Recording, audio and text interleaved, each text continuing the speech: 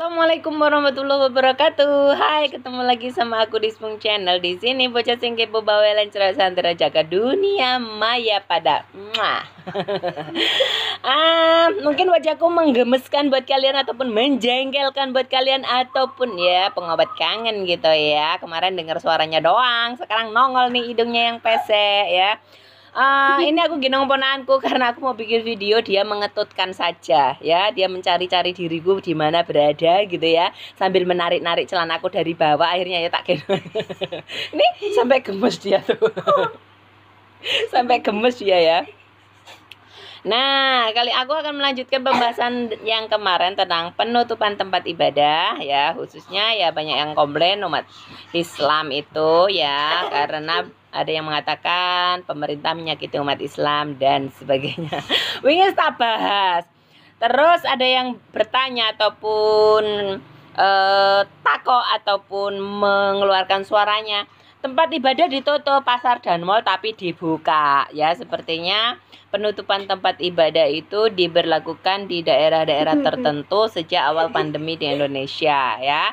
Jadi bukan hanya di Indonesia ya, di negara-negara yang terdampak virus COVID itu yang masuk zona merah pun mereka melakukan penutupan tempat ibadah gitu ya. Tapi ya netizen 62 memang serba enek-enek aja gitu ya.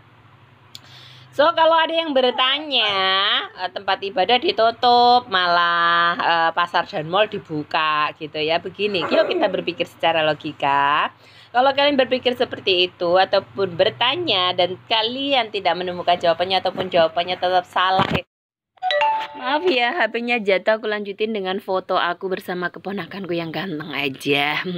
Tapi kali ini aku tidak akan memberikan jawaban atas pertanyaan-pertanyaan itu karena mungkin menurut sebagian dari di antara kalian aku nggak level untuk membicarakan semua itu. Bicara tentang agama, bicara tentang politik, I'm not level about it gitu. Sebagian di antara kalian gitu ya. Terus berbicara seperti penjelasan tentang video kemarin juga mungkin ada yang mengatakan kita bicara keseluruhan, bukan hanya melihat di perkampungan gitu. Lah iya, PPKM darurat itu kan diberlakukan hanya pada daerah-daerah tertentu, nggak seluruh Indonesia diberlakukan PPKM darurat.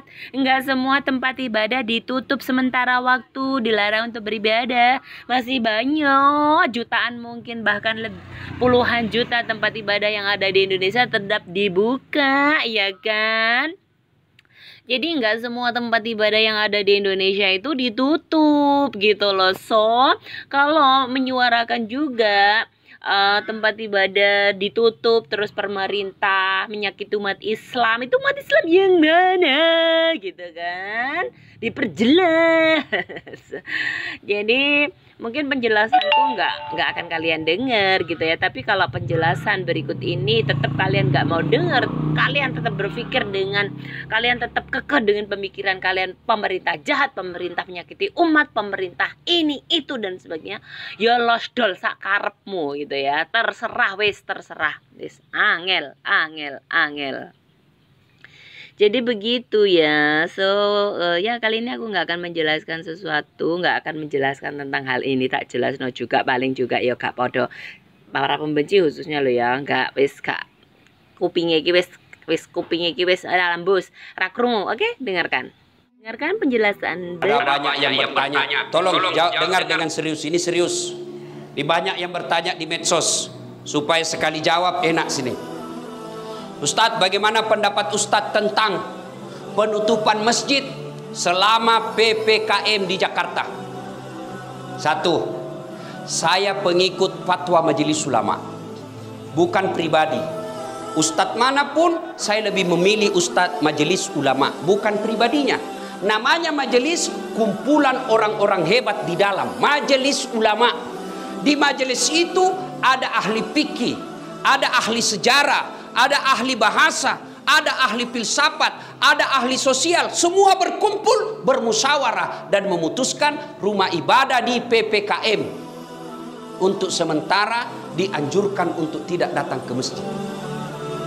Tapi di Jakarta, bukan di Pindrang. Tidak semua masjid Indonesia ditutup, khusus Jakarta.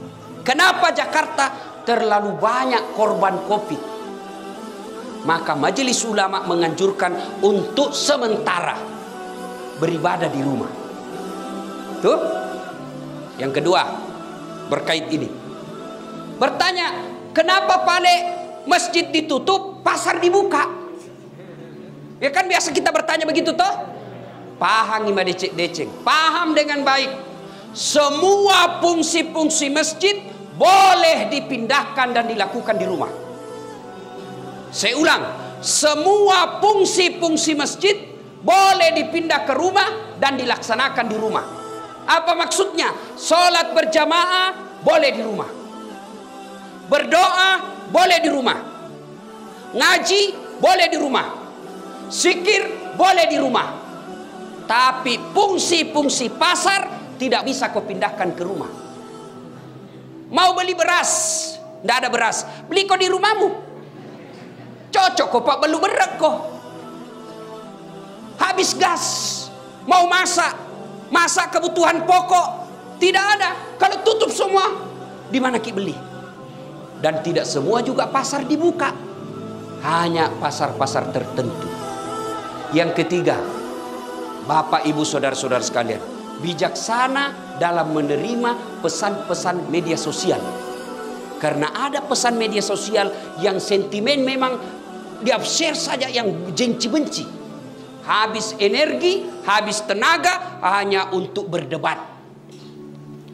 Yang keempat, kita berpesan kepada pemerintah untuk lebih serius lagi menangani COVID ini.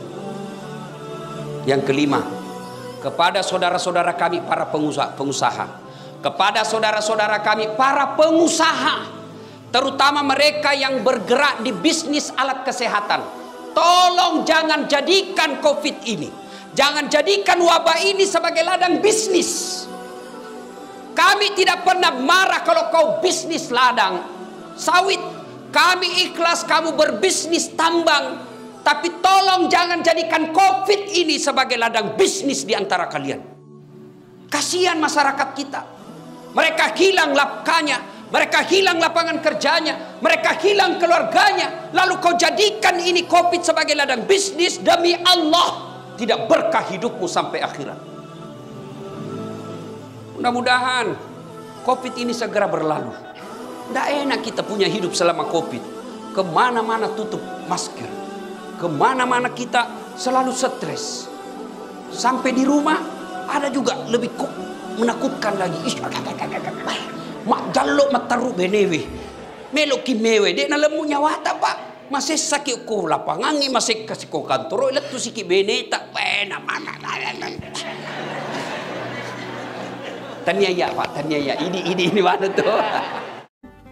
Pengurus Pusat Muhammadiyah, Majelis Ulama Indonesia, para ulama terkemuka di Indonesia, dan juga termasuk ulama masyhur Syekh Al-Azhar di Mesir telah mengeluarkan fatwa bahwa sekarang ini kita tidak usah sholat jamaah di masjid dulu, tidak usah Jumatan dulu, tidak usah bikin pengajian dulu, tidak ada tablik akbar, tidak ada istighosah, tidak ada haul yang besar yang memungkinkan virus ini tertular dalam kerumunan yang besar. Ini merupakan situasi yang darurat. Jadi kita tidak boleh pakai aturan normal. Kita harus punya sense of crisis. Jangan beragama secara letterlek. Jangan ngeyel, jangan egois. Mari beragama dengan menggunakan akal. Untuk membentuk akhlak, kita beragama tidak menuruti hawa nafsu. Mari mengikuti anjuran Rasulullah SAW bahwa manusia yang terbaik adalah manusia yang bermanfaat bagi sesamanya.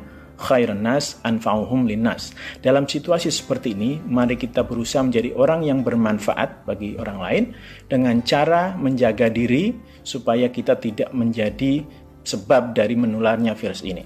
Minimal kita tidak membuka peluang untuk menularnya virus itu.